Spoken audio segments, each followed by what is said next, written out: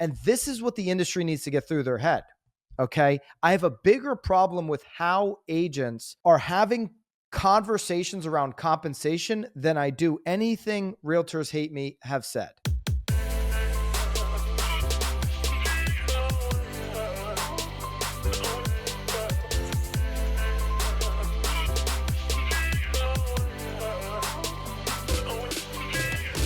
This is Byron Lazine and Nicole White, and you are tuned into episode 358 of The Real Word. Word is up. Word is up, and words are getting heated, I'd say, a little bit online.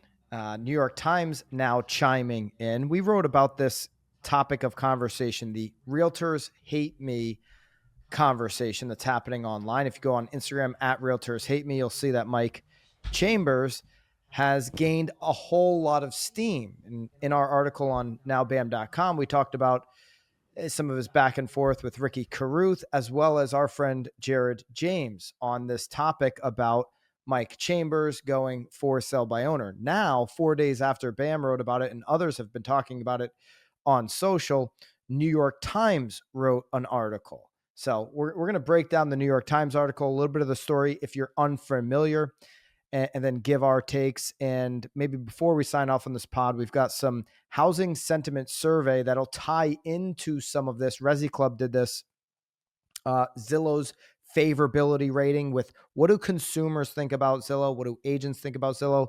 I think one of the interesting things that sellers hate is it, what was it? I just said Realtors Hate Me at Realtors Hate Me has said is that Zillow and the industry are colluding together. And so it's interesting to see, obviously, how the industry feels about Zillow and obviously how consumers. We'll probably break those stats down. But let me jump into the New York Times article. New York Times, obviously a publication that's going to have a lot of attention on this. So, what's been happening on social, we obviously, we weren't afraid to write about it on nowbam.com. Some of this information that's been out there now going, obviously New York Times is going to get a much bigger platform being on the Times. Headlines being home sellers and buyers accuse realtors of blocking lower fees. So we're obviously almost a year after the settlement has been announced, August 17th. The rules went into effect. Redfin reported shortly after August 17th that there was some commission compensation compression. Nicole, you and I have, I think as recently as maybe, 4 to 6 weeks ago, we did a pod that shows compensation really hasn't moved all that much. Although in this New York Times article, they're claiming that it is showing that there's compression on that. There hasn't been that much for, I think some of the, the professionals that drive the majority of the business. Remember, there's a lot of agents in this business. There's 1.5 million members of NAR. There's upwards of 2.5 million, licensed real estate professionals for 4 million plus existing home sales. So there's always an abundance of agents, more agents than needed to required to get, 4 million existing home sales done. So you have groups of agents out there that can give the agents that are tapping into, being a professional and having, a great service to provide to their clients. Some of those groups of agents can give agents a bad name. But let's break down this Times article. Mike Chambers, if you haven't heard the story, he had a house in Boulder, Colorado. It was about $2.75 million on the home. He was interviewing agents. Now, listen, I haven't, I don't know if Mike's going to say this podcast or not. I haven't watched every single Instagram video, so my apologies there up front because I probably should have done it. There's a lot of that. I mean, there's a lot of them. I had never heard of this until Vanessa sent over the topic. So I started from the bottom up. I haven't finished yet. Yeah, I mean, his Instagram handles, he's doing a great job getting attention there. Yeah. Obviously, places like, Bam and Ricky and Jared have given some attention. And I think that's the right thing to do, by the way.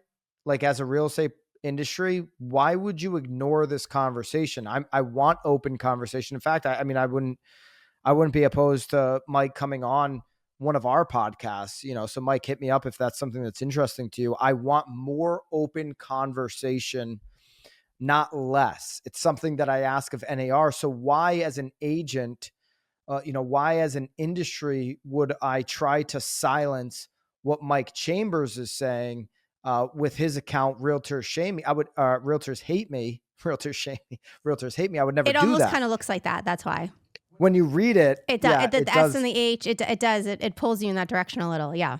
Yeah. But anyways, I like the open conversation. So I don't know how many agents he interviewed. New York Times doesn't say it, so maybe it wasn't on one of his I don't think, videos. again, of the ones that I've seen, I don't know that he's actually specified how many. The ones that I've seen, I haven't seen a certain number. Not that I expect a consumer to go out there and interview 20 people I or agree. anything. You can interview as many people as you want. I would always suggest any consumer interviewing 3 as a kind of a table stakes number to really have a good comparison. You certainly wouldn't interview 1. That is what a lot of consumers do, by the way, is interview 1 and move forward. Now, each agent, Mike's position is that each agent wanted to pay a commission of at least 5%, wouldn't budge off of that number. Okay. So he was frustrated that not a single agent would budge on the rate. And he decided to sell his house on his own. Obviously, Well, I think in addition to that, nobody was able to justify the cost. thank you for checking out today's pod. I'm going to get you right back. To get the most out of what we do at BAM, join our community BAMX. We just moved over to the #1 community and education platform, School. Get access at school.com/BAMX, school.com/BAMX. Now back to the pod. Mike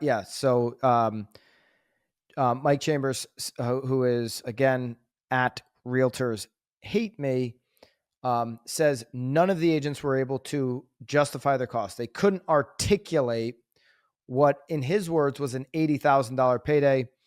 And so, the theory has been that, and they say this in the New York Times piece, 1 year after the NAR agreed as part of the legal settlement to change a key rule on real estate commissions, a rule that has been upheld, that has long upheld a tradition of commissions between 5 and 6.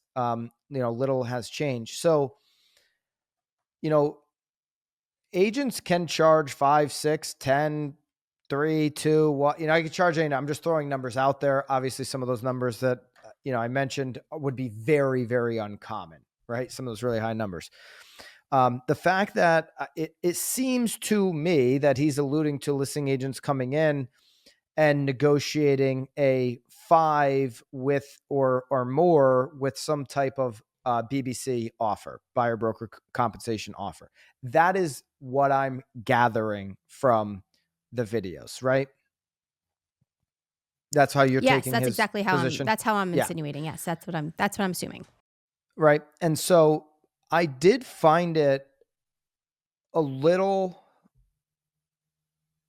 surprising.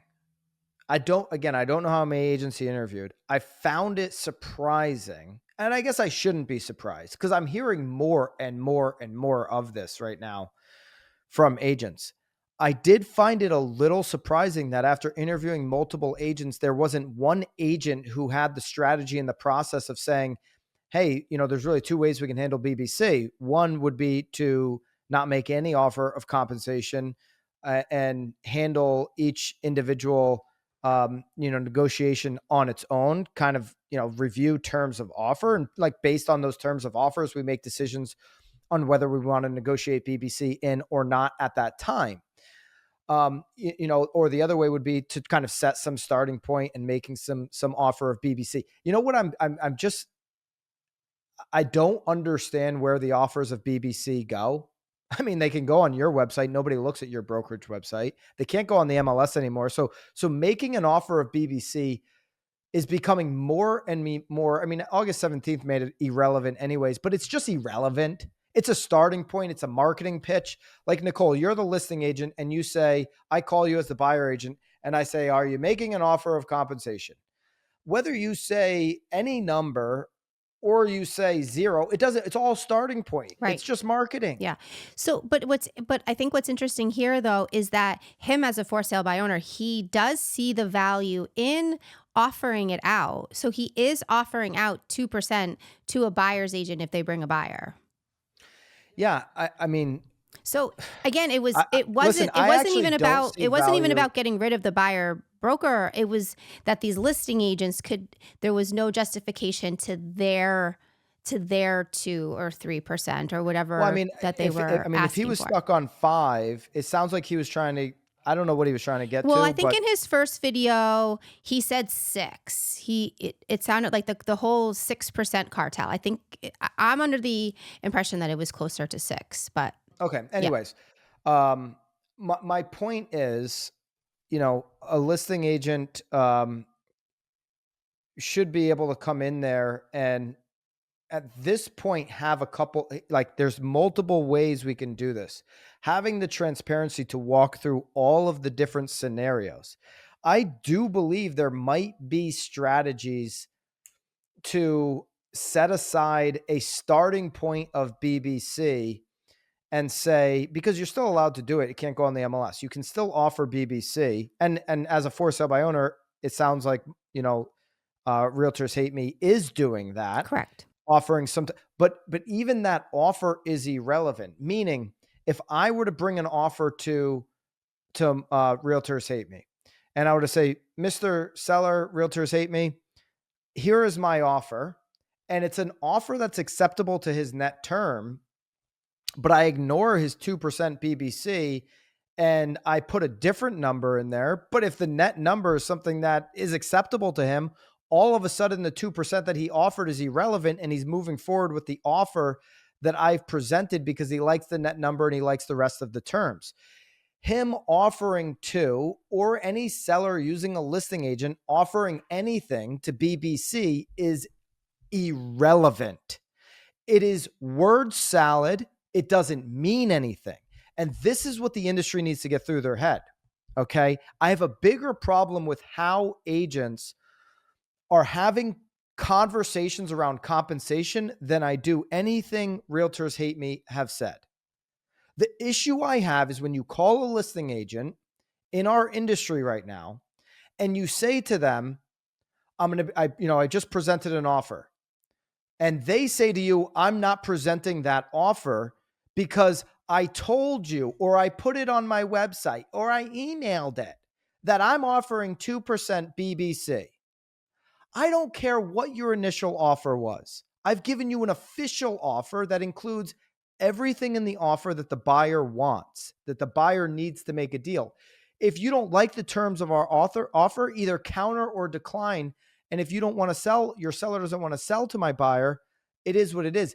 But the seller needs to be presented with every single offer.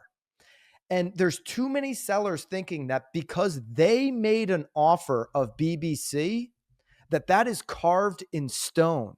There's too many listing agents because they don't have the ability to go back to their seller. They actually set it up wrong with their seller to begin. Hey, if we offer 2 on BBC, you're never going to have to pay more. Well, if you get a counter to that and it's an acceptable offer to the seller, then maybe they'll consider paying more. Stop misleading sellers. There's a variety of ways to skin a cat. I've never skinned one, but that's what they say, that there's more ways to do it than just one. And unless you lay out all the options to a seller, to your clients, to your buyers, then when these situations come up in a negotiation, you're not going to be able to help them. You haven't prepared them. And so, Nicole, what's your thoughts on that? I have a bigger problem with listing agents thinking that their irrelevant offer of BBC actually means something. It means nothing. Yeah, I guess I haven't really encountered any like in any situations like pushback. I mean, I've had a lot of buyer agents ask me what we're offering out. No, the pushback really comes on listing agents No, I that are hear you. saying, So it's like when I am submitting offers, like I'm not hearing like how dare you or but I agree. I I mean, mean, I we've dealt think with it. I've worked through a number of agents just on our team I, alone, I'm not just I'm in the industry, I'm that have sure. had this situation. I'm hearing it from BAMX members Yeah. that are saying, I mean, I'm trying to make offers and listing agents aren't even presenting my offers because they've made some theoretical offer of compensation. If I say the house is being sold as is, that's marketing. If I say I'm offering BBC of X, Y, and Z, that's marketing. That's a first offer. I can counter that offer. I can decline to respect your offer. I can say we want zero, buyers paying it. There's Yeah. 3 ways a buyer can pay buyer agent compensation, right? It's the buyer pays the whole thing. They ask for the seller to put in the deal, or the two sides split it, or some form of splitting it, right? So there's a variety of options that a buyer has, and they have the right to ask and negotiate for any of those options that they want. Your initial offer is just that. It's an initial offer Agreed. as the listing agent and the seller. The sellers, you have no control over what you're going to pay the buyer agent. No. Well, I'm sorry. You have control. You can keep the house. right. You have no control over what they're going to counter you on. Okay, so I misphrased that. You have no control over what they're going to come back with. You can start it at whatever the heck you want. Now, if you decide to keep the house because none of the offers have matched up what your hopes and dreams of your starting point were, you can keep the house. And so I have far less problems with a for sale by owner. I have no problems with any for sale by owner. But I have far less issues right now with what he's saying on the internet.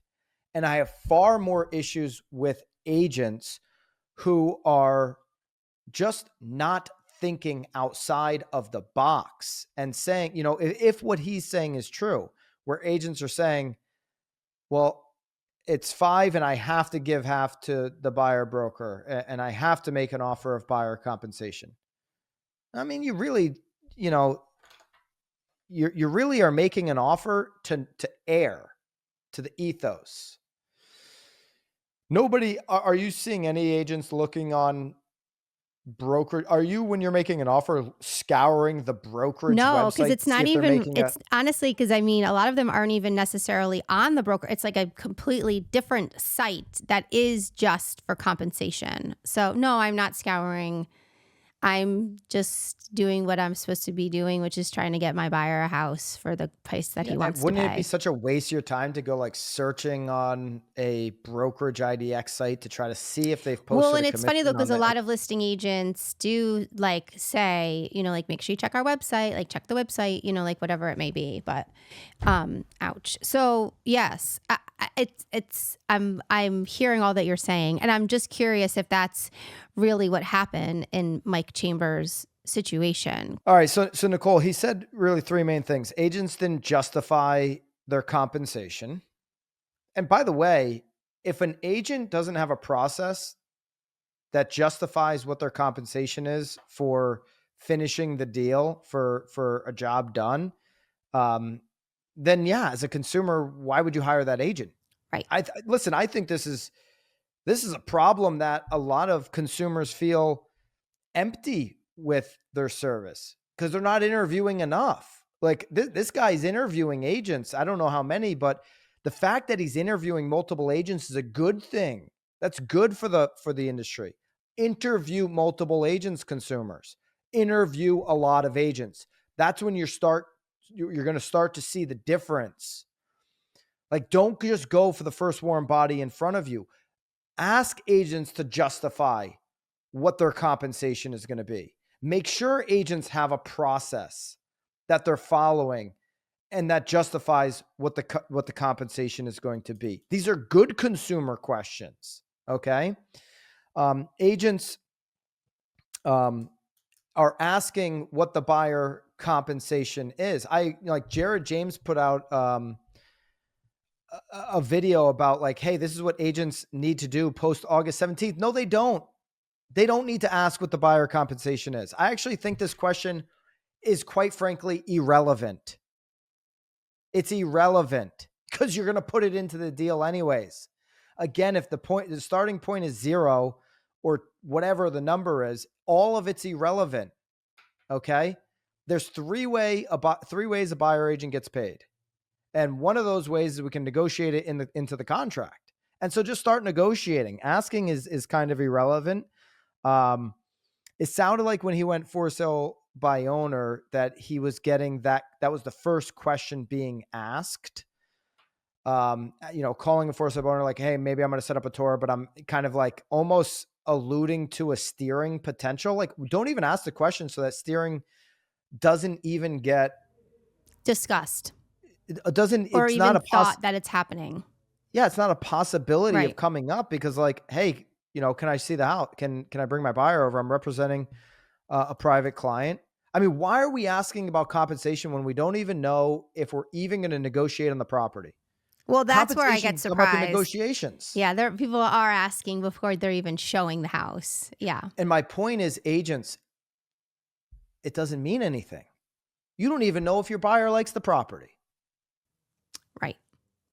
You already have an agreement legally with your buyer where they're paying buyer compensation.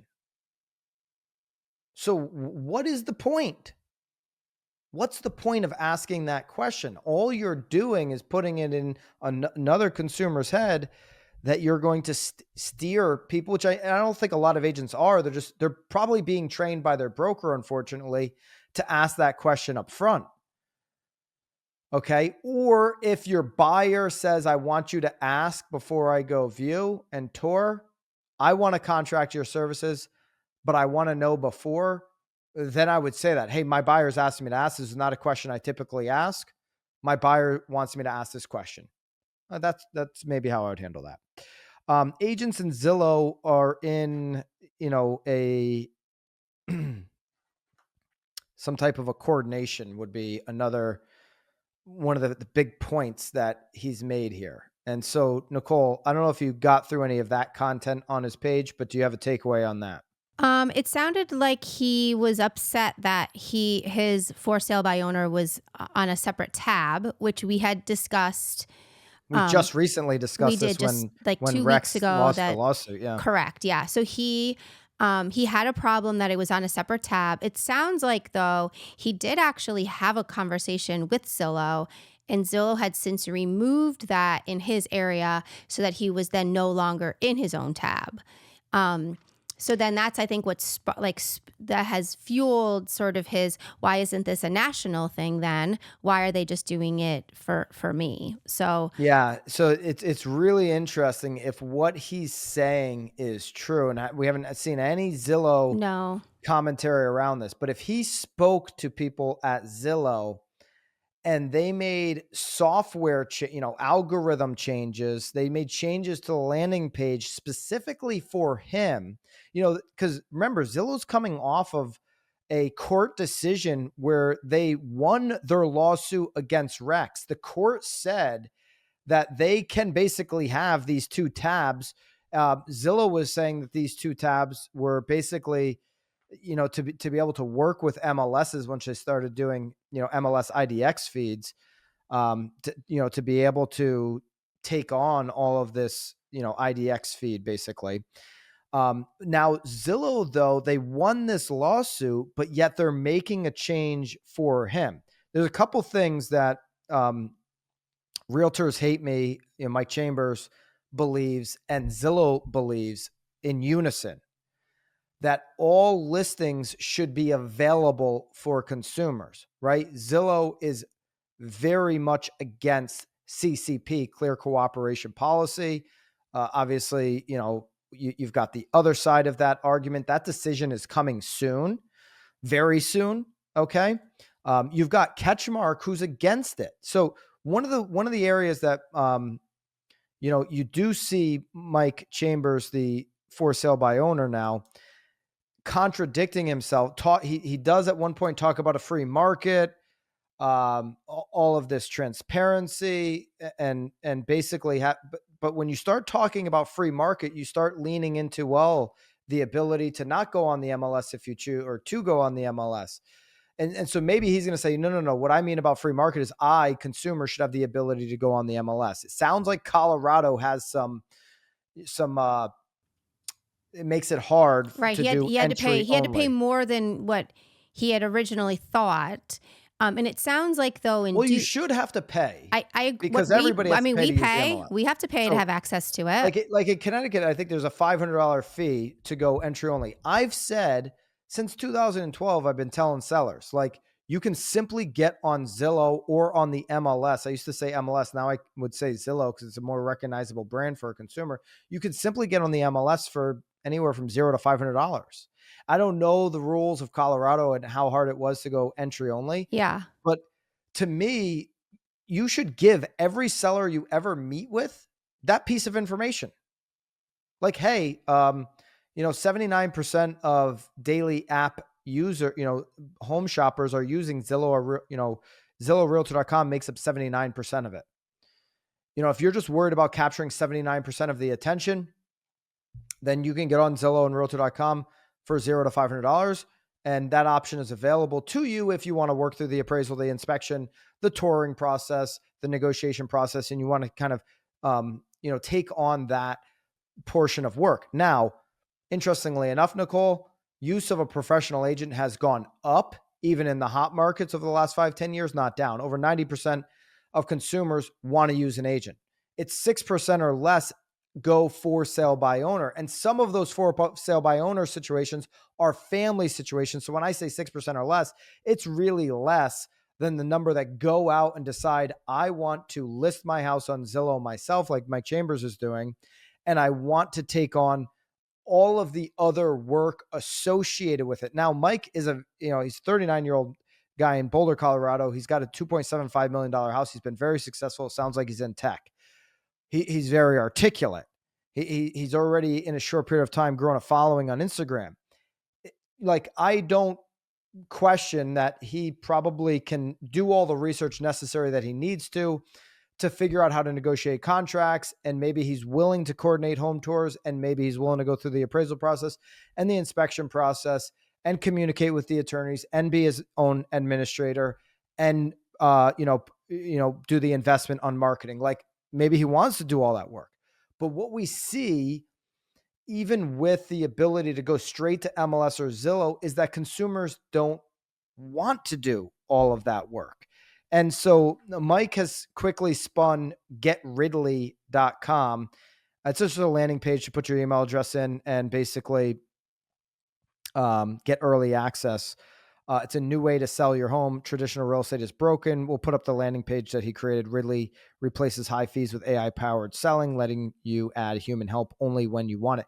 There's been dozens and dozens. And so I know Mike might be new to the industry, and is calling the industry a word that Michael Ketchmark has used and others, like, a cartel and all of that.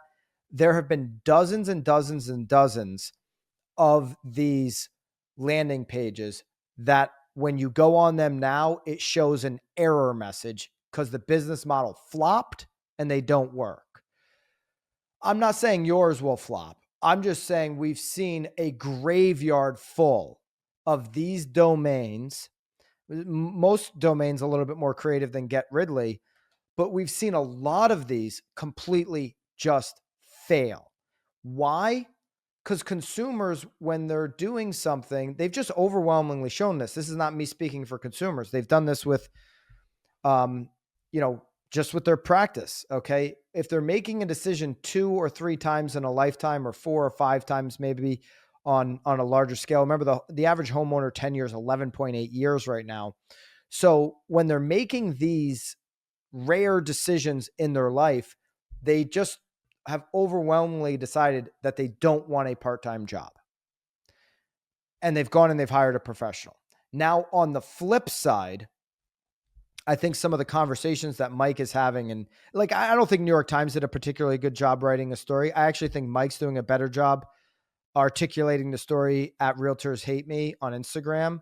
And, I think we did a better job on nowbam.com covering the conversation between him and Jared and Ricky going back and forth. Because I think what he's presenting is that are still a lot of agents that are just not operating in full transparency. This is non-negotiable at this point. Any conversation that can have an undertone of steering has got to be eliminated. So asking what a compensation is before you even engage in whether you're setting up a home tour or details about the house, there's an undertone of steering there. So it's time to just get over pre-August 17th. This is a better world. Trust me, when you fully engage in it, you actually have the ability to earn more, not less. You have the ability to come off as a true professional, to showcase your process and your professionalism in the post August 17th world. Like, join us, join the agents of change in the post August 17th world. Worrying about what you want it to be and hope that it could be is not beneficial to you or the consumers. And so I think he's highlighting some things that I've seen some bad stuff out there since August 17. I've seen some agents, particularly agents that just aren't paying close enough attention, particularly agents that aren't showing offers and that believe their offer of buyer broker compensation means something, just not getting over it. You're in a new world and negotiate. I love this world because you know why? There's less. You can't put a creative mind in a box anymore. Unless and here's the problem, Nicole, and I'd like your thoughts on this, and I'd like anybody's thoughts in the comments. I think far too many agents over the years have liked these guardrails, whether they admit it or not, that NAR puts in, because they're not creative enough to find the solutions. Some agents, I don't think the agents listening to this pod fall into that category, but have you worked with an agent? Have you come across an agent in your market that actually wants these fair market restrictive rules, like you have to offer this and it has to go on the MLS, because then they don't have to create solutions. They don't have to be creative. Well, they don't I have to get it. Agents necessarily. wake up without Yeah. a paycheck every single day, so that's a hard gig right there. But I think that being able to be creative has never been. You've never had a better platform to be creative as an agent than you do now. Well, I think what's really interesting though is I think like just the fundamentals of our business is thinking outside of the box, right? Like think about like home inspection, like issues come up. And if you were stuck only having to give the things that you wanted rectified, and then the seller got to say yes or no, and like you couldn't think outside of the box, like a deal would be falling apart all the time. Or even just with like covering like again true like seller concession, like a closing cost, because I as a consumer, as a buyer, don't have enough money for my down payment and my closing costs. So like again, if I feel like that's just the fundamentals of our business, is thinking outside of the box and making sure that like seller and buyer are getting exactly what they need. So it's interesting to me that they're then hung up when it comes to themselves, like they're willing to be creative in other aspects, but are quite rigid then on the other side. But Yeah, no doubt. I mean, to be a great agent, to be an agent who's helping a lot of consumers, there's been, to your point, creativity throughout the process. And now it's just you've got to be, and like flexible is the wrong word. Like just because you have a certain compensation that you're looking for doesn't mean you have to always undercut yourself. Okay. But the agents who are really going to, provide different options for sellers, like you should tell a seller that if entry only exists in your market, that they have that option. Like, here's how to be a for sale by owner. Here's the blueprint.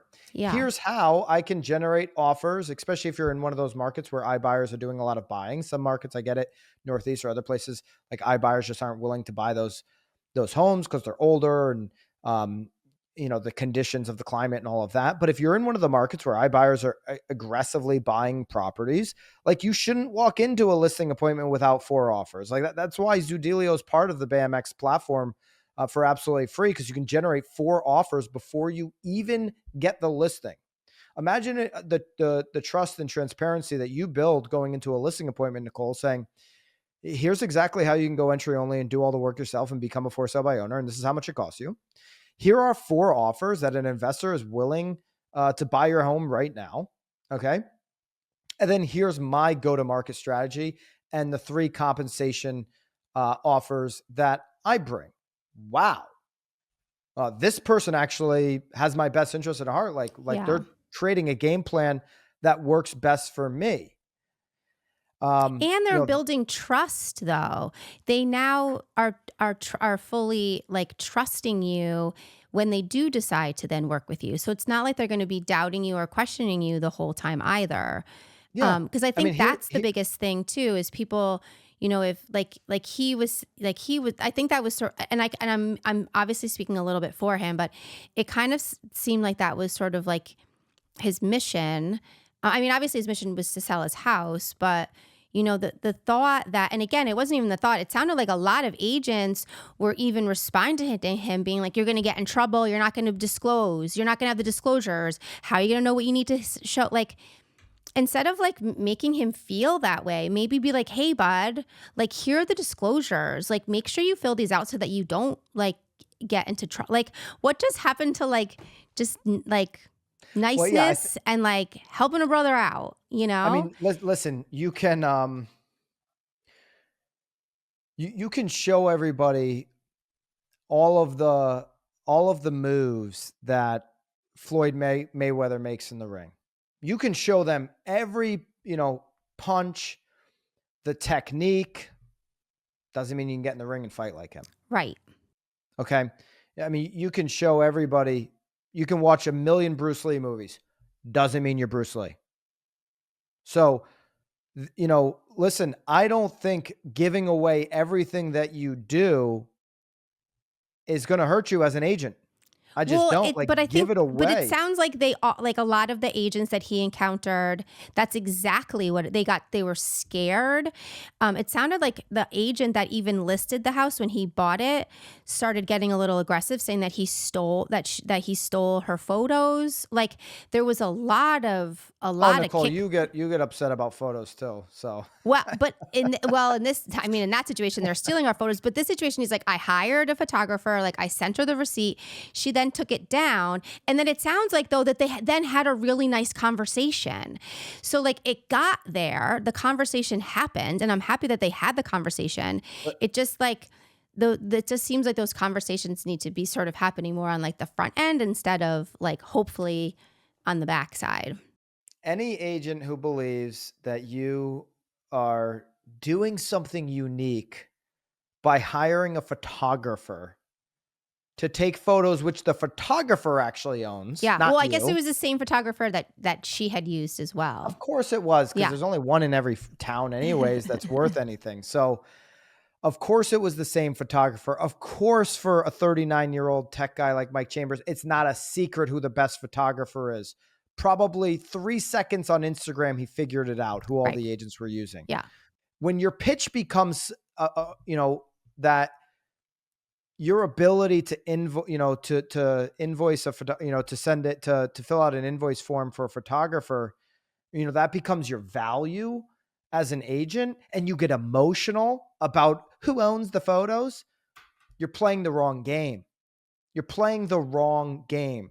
It's the positioning of the photos. It's the process on how you're going to utilize the photos to create intrigue, to create FOMO, to create more eyeballs, to create more attention. Okay. If you had walked through and given your playbook away on that, maybe you would have started to justify some of that compensation that this guy's talking about. Okay. The problem is, a lot of agents come in, they say, I'm going to get professional photography. I'm going to do a social media plan. I'm going to get you on Zillow and Realtor.com. And what I say to that is the consumer should walk over to their fridge, take a bowl of salad out, slap it down on the dining room table, and say to you as the agent, that's where your words belong, Hmm. in the salad. Because all you gave me right now is a word salad. You didn't show me proof. You didn't have process. I'm moving on to the next agent. You can leave your words right in the bowl of salad, because that's about as useful as those words are to me. Do you think about these things? We're skinning cats. We're making salads. The word salad thing is a beautiful thing because we have a culture of word salads happening on the internet every day. Every day. We have word salad after word salad after word salad. I mean, listen, this is to me these articles in the New York Times, the August 17th stuff, this Instagram feed from this for sale by owner. It is an opportunity for separation for the agents. Unfortunately, when more and more agents are still not moving forward, moving on, then you have consumers that have this experience and it's dragging down the industry. I agree with Mike Chambers, Realtors Hate Me. There is massive change still yet to come. Over the next 3 to 5 years, you're going to have a ton of consolidation. Agents, our most profitable client is someone we've already worked with, a lifetime client. How do we get more of those? We stay in front of them with value. Delivering cupcakes and drop-bys, that's cute, but continuing to remind those we've worked with in the past how much we're still in the game and how much we're separating ourselves from everybody else is what it's all about. That's where reminder media comes in. Branded, digital, and physical magazines that you can deliver to your clients, and nobody else is doing this. I love the product because you can tell a longer story than a postcard. Just sold or just listed is boring. It goes from here to the trash can.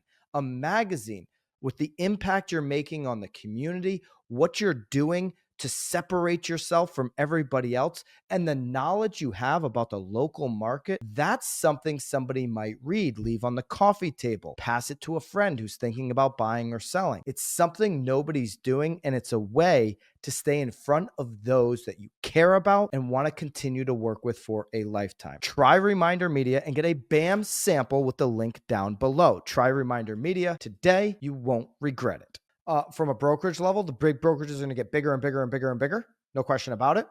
Us getting emotionally triggered about some of these sales. Like I've seen some agents get emotionally triggered on Instagram if their brokerage is like rumored to be in a sale. Like, my God, really? You're emotionally triggered by that? Or like, on knowledge brokers, I happen to say, hey, like Sharon drove the culture at Real, and some after 2 years of saying nice things about Real, some Real agents got emotionally triggered. Like, really? Like, I mean, listen, the only person I know with a brokerage tattoo on them is Bob Tompkins. It's a Remax tattoo, and he's at Real. So like, I don't understand this emotional triggering of a company that represents shareholders. It doesn't represent you anyways. Doesn't make any sense to me. Okay. Like all the word salad stuff about how much the company cares about you isn't really true unless they're not on the stock market. Okay. The companies that aren't on the stock market might actually, be able to say that. But this change is coming. It's massive. It's going to be overwhelming for some. So I agree with him on that wholeheartedly. And unless you're willing to adapt to that, it's going to be a tricky road. Now, on the flip side, for I've seen this story play out so many times. Here's the thing. For sale by owners better, even though 6% do it. I now start a company days later. I have a landing page. I want to profit off of, me not liking the 3 or 4 agents that I interviewed. I'm also emotionally triggered and fired up a little bit. And now I have a solution for this. And we just haven't seen these companies, make any headway, because at the end of the day, consumers 3-4 times a year don't want to take on this part-time job, this upfront investment, all of that. They want a professional who's doing it every single day to do it. So I like the conversation because I'm frankly disappointed since August 17th in how slow some people are moving. So I don't mind Realtors Hate Me being out there. We've got an article on Now Bam, put it below. New York Times put an article out. That's not very useful other than Realtors Hate Me getting a little bit more attention on a national platform, of course, like New York Times. I'd love to have your comments down below. And listen, here, Nicole, I'll give you some stats on this Resiclub analysis, okay? Because I think this is also going to tie in to some of the massive change that's coming. Okay. US adults, the net favorability rating. So very favorable or somewhat favorable. Never heard somewhat unfavorable or very unfavorable. So you take somewhat unfavorable, very unfavorable. You take that away from very favorable and somewhat favorable to get a net favorability score. Okay. There's only 3 companies that have a net favorability score amongst consumers across the country, okay, in the industry. Zillow's number one, 39.9% net favorability with consumers. Okay, they're a plus 39.9 net favorability. National Association of Realtors, how they think when they see National Association of Realtors, they basically say, okay, that's agents. They have a negative 42.6 favorability rating. So when I'm always talking about like better understand Zillow, better be able to speak to a consumer's heart on Zillow, this is exactly what I'm saying. And we'll put the chart up on the pod here to take a look at it. What do you know? The other 2 companies that have a net favorability above 20, it's Realtor.com and Redfin. So it's where they're searching for homes. It's the portals that they're getting data, research, and transparency from. Now, like Chambers says, hey, Zillow was not being transparent in the way that they were, the UX around my home listing until I called them and they made that change. Like Zillow's going to get themselves into hot water if they start doing things like that. They just got out of it with Yeah. Rex. Well, it's interesting because I think, as I was reading Jared James and even Ricky Caruth's argument about, obviously Zillow is a for-profit and they're selling leads to agents. So that's really their main drive. But on the flip side too, I mean, they are now a brokerage. So They're a brokerage, they're a mortgage provider too, Zillow Home yeah. Loans. And if you don't think the day, here's where Zillow needs to watch out. Things like what Chambers was saying, and things like that are going around on X right now, where they are um, gonna start really forcing agents to use their lender, which is a RESPA violation. Yeah. They want to have an end-to-end consumer offering. Doesn't mean that it's the only offering. And that's, so when I say massive change coming over the next 5 years, the banks, mortgage companies are coming into this space and they're going to be more on the side of Chambers trying to reduce agent relevance so that they can profit on the mortgage fees.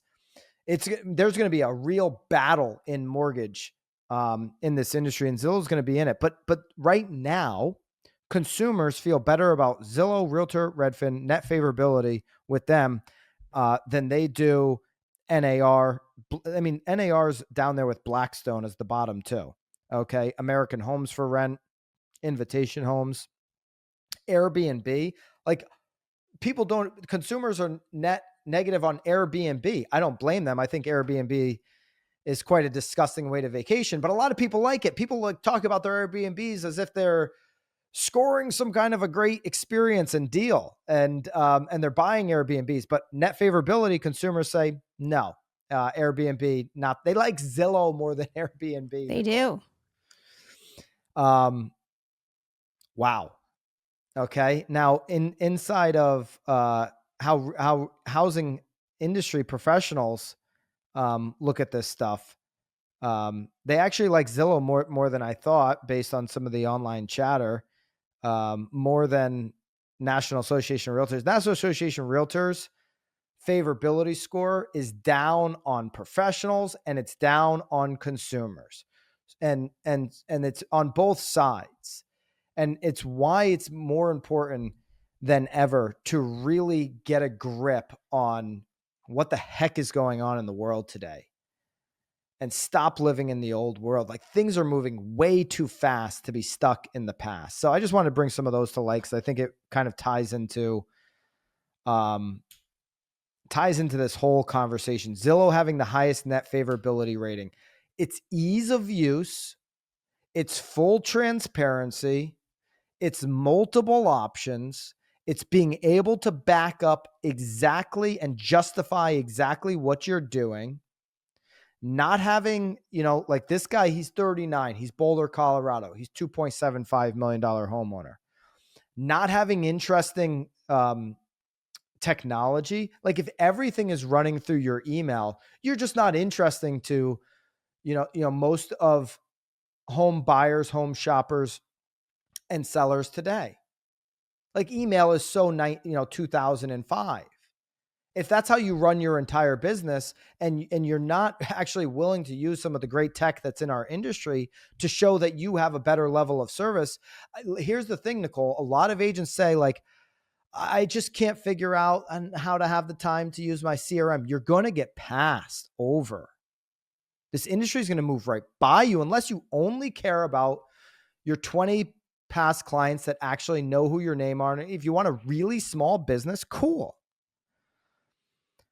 But the world's moving in a different direction. So to wrap up, Nicole, I have a bigger problem with some of the things I'm seeing right now. It sounds it. I'm hearing that. One for sale by owner doing a landing page, which we know will end up in the graveyard in the future anyways. Because a lot of the things that he's saying, I can't argue with. Unfortunately, I wish I could. I think it would be fun to have him on a show with you.